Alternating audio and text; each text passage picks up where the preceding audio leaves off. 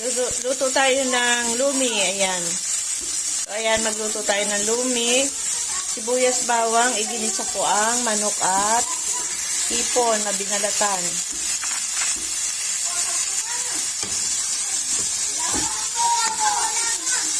Ayan.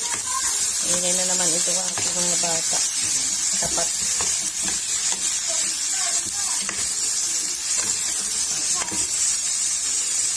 Siyempre, nilagyan natin ng asin at betchin yan. Ayun, lagyan natin ng pamintang durog.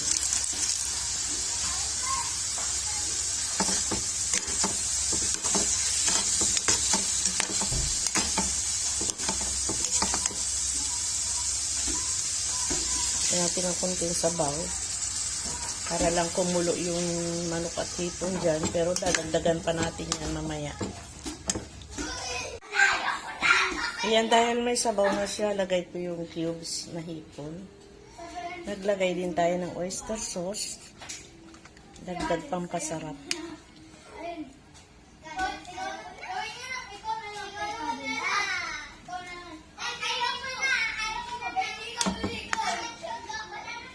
Ayan natin kumulo yan. Ayan, nilagyan ko ng itlog na dinurog.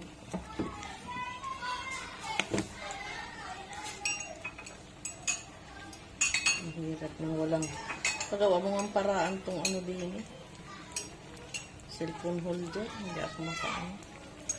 Napapabayaan ko ng aking pag-upload siya. Tapos ito yung cornstarch para lumapot yung ating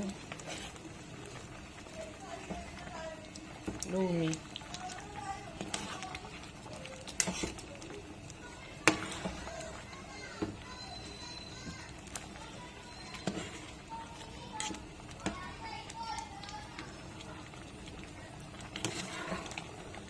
Sarap.